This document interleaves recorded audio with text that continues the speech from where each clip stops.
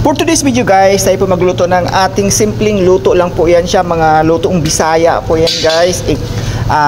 Isda lang po yan at nilagyan po natin siya ng saluyot. Ayan, saluyot in Bisaya is tugabang. Tama ba po?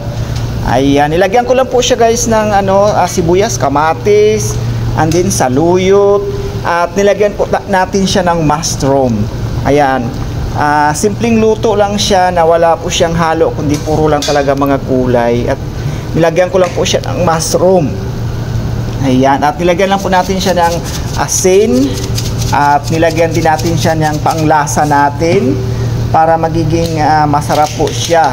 Mga simpleng luto lang yan guys na wala po siyang mga halo kundi yan yung gulay lang. At ayan, nilagyan na po natin ng ating panglasang magic sarap.